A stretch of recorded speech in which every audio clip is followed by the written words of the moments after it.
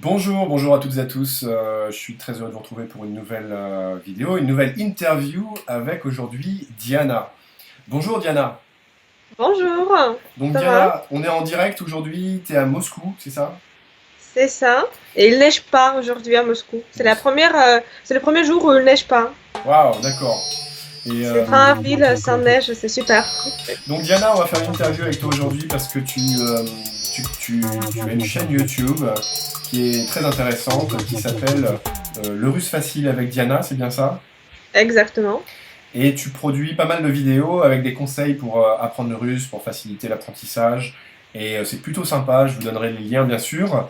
Au milieu, à la fin et dans la description de la vidéo. Donc vous allez la retrouver sans problème et je vous incite à aller voir cette chaîne parce que c'est quand même intéressant. Mais en attendant, on va parler un petit peu avec Diana. Donc Diana, comment ça va? D'où est-ce que tu viens? Pourquoi est-ce que tu as commencé ce projet? Et on va déjà commencer par ça. Merci pour ces questions. Ça fait déjà 8 ans que j'enseigne le français russe. D'accord. Et ces derniers temps, j'ai commencé à enseigner le russe au français. Donc Et tu as donc, fait l'inverse et maintenant tu fais voilà, le russe au français. Oui, parce que j'ai compris qu'il y a beaucoup de gens qui enseignent le français aux Russes. Et il y a pas mal de bons cours, bonnes éditions, bons livres. Mais par contre, notre domaine, il n'est pas très développé. Je parle de l'apprentissage du russe pour les francophones. D'accord. Et il y a beaucoup de bons manuels pour apprendre le russe, mais ce sont des manuels anglais. Ok. Et c'est vachement difficile d'apprendre comme ça.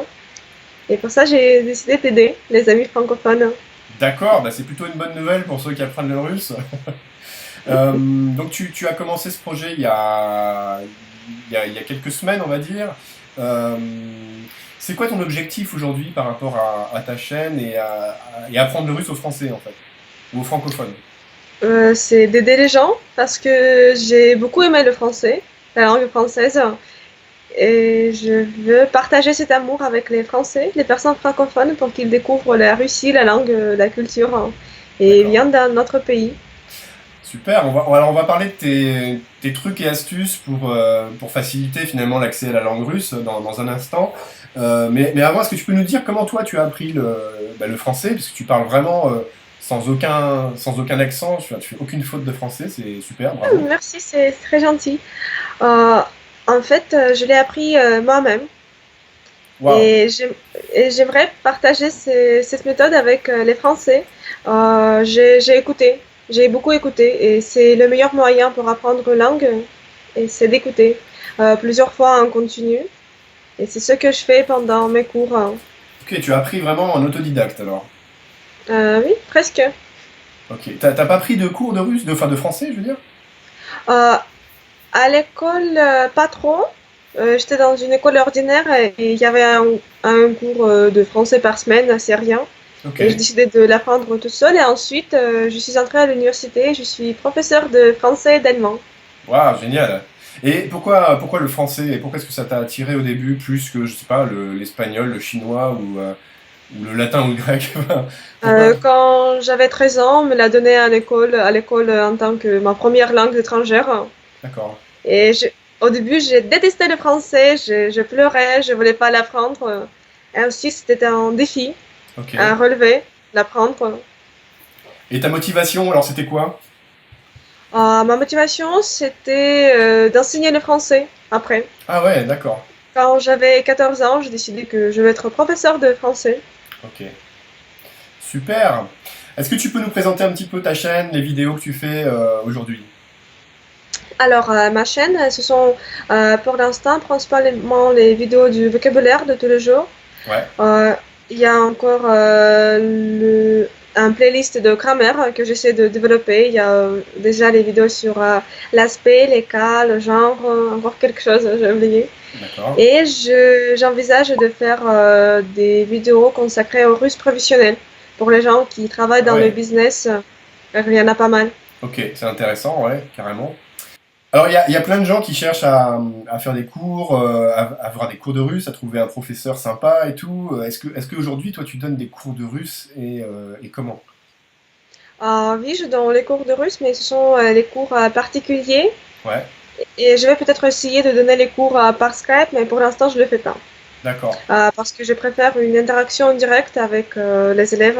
Ouais. Ça facilite beaucoup le processus de l'apprentissage. Tu veux dire en vrai, en face à face, en fait, c'est ça? Plus que Oui, en par. vrai, en face à face ou côte à côte, ça dépend D'accord. Ok. de Ah, l'endroit. alors, sachant que quand vous regarderez cette vidéo, il se sera peut-être passé quelques mois ou quelques années, donc ce sera complètement différent peut-être aussi. Donc voilà, c'est valable aujourd'hui en 2017. En avril. Ok. Tu as déjà vécu en France? Non, j'ai été en France, j'ai visité Fréjus, c'est dans la Côte d'Azur pendant 2 semaines. D'accord. Ok. J'étais là-bas en stage linguistique, Ouais. et il y a 4 ans, à mon avis, et c'est tout. Ok. J'ai pas eu plus d'occasion de visiter pour l'instant. D'accord. Sur l'apprentissage du russe, donc pour des francophones, quels seraient tes conseils? Mes conseils, c'est de ne pas avoir peur, parce que le russe, c'est ne pas du chinois. Ouais. L'alphabet, les déclinaisons, ce n'est pas si difficile que ça peut paraître. Il ne faut pas avoir peur, il ne faut pas avoir peur de se tromper parce qu'on se trompe tout le jour. Et ce sont les erreurs qui nous guident et qui nous aident à nous perfectionner, à devenir meilleurs. Ah, ça, c'est très important. C'est vraiment bien que tu le dises. Les erreurs, c'est ce qui permet de se perfectionner. Ouais. Et je crois que la grammaire, ce n'est pas si important. Le plus important, c'est de savoir parler, parce que les Russes, et comme les Français, on ne sait pas notre grammaire. Quand je parle avec des Français, le subjonctif, conditionnel passé, deuxième forme, qu'est-ce que c'est que ça? Et en fait, il ne faut pas le savoir pour parler. Il faut avoir envie de parler et apprendre les phrases essentielles. Et ensuite, quand les phrases essentielles seront accumulées, ça va permettre au cerveau de traiter cette information et construire les phrases à partir de ces éléments clés de base. Super. Bah écoute, je suis plutôt d'accord avec ce que tu dis. Effectivement, c'est pas forcément la peine de manger des pavés comme ça de grammaire. Autant aller tout de suite à la pratique. Est-ce qu'il y a des trucs que tu connais qui aident vraiment les élèves? C'est de trouver la motivation.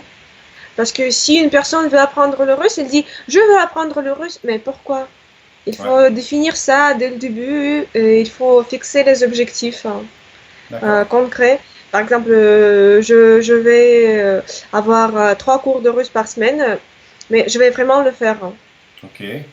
Alors la motivation, une bonne motivation, par exemple, ce serait quoi pour toi? Ce serait d'avoir des amis en Russie, D'accord, donc, d'avoir un travail en Russie, ouais, d'avoir envie de déménager en Russie, ok, regarder les films russes sans sous-titres, sans traduction, ensuite la musique russe. ouais, ok. Qu'est-ce que ça serait pour toi une mauvaise motivation? Une mauvaise motivation, c'est Ou une motivation qui n'en est pas vraiment une, en fait? draguer les femmes en Russie.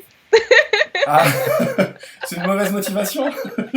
À mon avis, oui, ce n'est pas une motivation très saine D'accord, en tant que femme.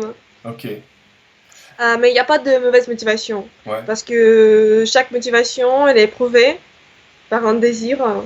Et ça peut être mauvais par une personne, mais être très bien positif pour une autre. Donc d'accord, chaque motivation est bonne. ok. Et puis la motivation, ça peut changer aussi avec le temps, en fait. Oui, D'accord. avec les besoins.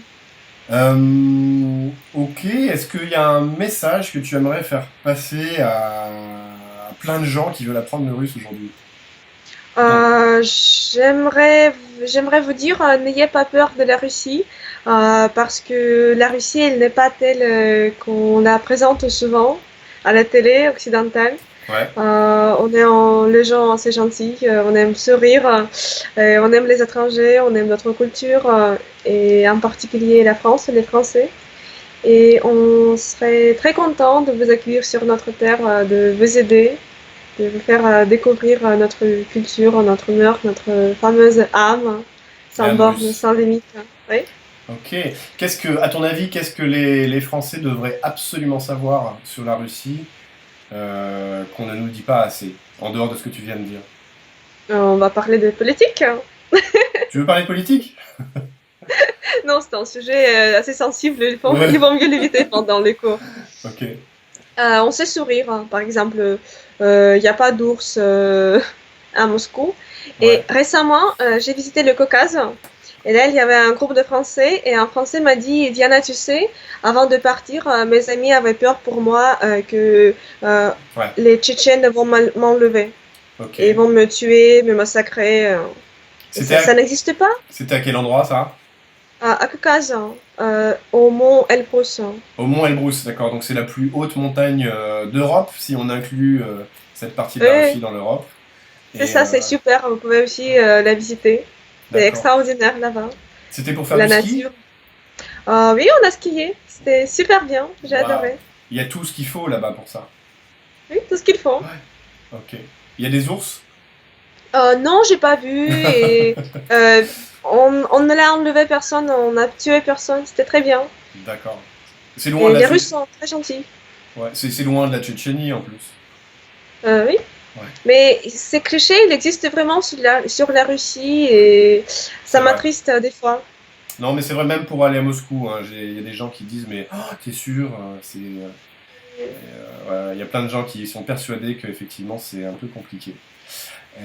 Alors que toi tu vis à Moscou, Oui, je vis à Moscou. Je suis née dans la région de Moscou, à Sergiev Posad. d'accord. Peut-être que tu as visité. Il y Oui, a une très belle cathédrale. allez-y, c'est magnifique. Il y a un monastère, c'est ça? Ah oui, mais il y a plein de monastères partout en Russie. C'est vrai. C'est Toi, fascinant. j'ai une question que j'ai envie de te poser, justement par rapport aux peurs que peuvent avoir les gens par rapport à la Russie, et en particulier les femmes. Les femmes, elles sont plus sensibles sur les aspects sécurité dans les rues, elles n'ont pas envie d'être embêtées toutes les 30 secondes, etc. Qu'est-ce que tu penses de ça? Toi, tu vis à Moscou, c'est quand même la capitale de la Russie. C'est une capitale qui n'est pas toujours, comment dire, bah, il y a des choses qui sont assez dures aussi à Moscou, mais comment c'est pour toi en tant que femme de vivre et de te promener dans les rues, de rentrer tard le soir? Comment ça se passe? Pendant un an, j'ai habité dans la banlieue. Ça, franchement, c'était vraiment difficile. Ah, J'avais peur de rentrer chez moi le soir, mais c'est partout dans le monde, dans les banlieues, à mon avis. ouais, Ça, c'était pas sûr. ok, Il y avait de la délinquance, mais à Moscou, dans le centre, il y en a pas. d'accord. Vous pouvez librement vous promener sans avoir peur, hein. Donc toi, t'es jamais vraiment embêté en fait dans la rue. Non, pas trop. Mais il faut pas, par exemple, porter le portefeuille pour que tout le monde le voie. Il Voilà, faut surveiller ses affaires. Ça, c'est naturellement comme dans n'importe quel pays du d'accord, monde. très bien. Bah écoute, Diana, merci beaucoup pour Ah, ces... j'ai un conseil à donner, j'ai oublié. Ah, vas-y. Il faut toujours avoir les papiers sur soi, parce Oui, qu'il y a beaucoup de policiers, ils peuvent demander les papiers, vérifier-les. Il d'accord. faut toujours les avoir sur soi. Ouais, C'est effectivement. ça. Alors C'est très important aussi. pour les Français, ce sera le passeport, bien sûr, à avoir avec soi tout le temps. Ou au minimum une copie, mais vaut mieux avoir le passeport. Et en Euh, dehors de ça, il n'y a pas de problème. Il n'y a pas de problème vraiment important à écoute, signaler. écoute, super, je suis plutôt complètement d'accord avec toi. J'espère que ça va convaincre quelques-uns d'entre vous d'aller en Russie et puis d'aller voir sur place. Vous vous ferez votre idée et vous verrez que finalement, bah, c'est pas si terrible. Les gens, ils sont plutôt bien. Comme tu dis, les Russes sourient. Et il y a un vieux cliché là-dessus, comme quoi les Russes, ils sont durs et tout. Et c'est pas forcément tout le temps vrai. Et ça change en plus avec le temps, ça. Mais on n'est pas hypocrite. On sourit aux gens à qui on a envie de sourire. Ouais, Et pour d'accord. ça, il faut conquérir les cœurs des Russes pour avoir le sourire. Mais une fois le sourire conquéri, il va y rester pour longtemps. Et Super. ça va être sincère. Et les Russes, nous sont prêts vraiment presque à tout pour aider les gens qu'on aime bien. Ça, c'est vrai que l'accueil est extraordinaire. Et les amitiés franco-russes, c'est souvent pour la vie, quoi. Donc, merci beaucoup, Diana, pour ces quelques minutes passées ensemble. J'espère que tout va bien se passer pour toi, pour ta chaîne, et que ça va continuer, parce que c'est chouette ce qui est en train de se passer sur le web, bah, aussi grâce à toi. Donc, Merci. regardez la chaîne de Diana, je vais rappeler donc le nom, c'est Le Russe Facile avec Diana sur YouTube. Allez voir, vous trouverez le lien sous cette vidéo, dans la description, sur l'écran, ici, quelque part, vous ne pourrez pas rater ce lien. Et je vous dis, partagez cette vidéo, cliquez sur j'aime et laissez vos commentaires juste en dessous. J'aurai beaucoup de plaisir à y répondre et à les transmettre aussi à Diana, bien sûr, si ça la concerne. Merci. Merci à toi, à très bientôt. Спасибо, Тома. Хорошего дня. Nie za что. Хорошего дня тебе. Спасибо. Salut. Пока-пока.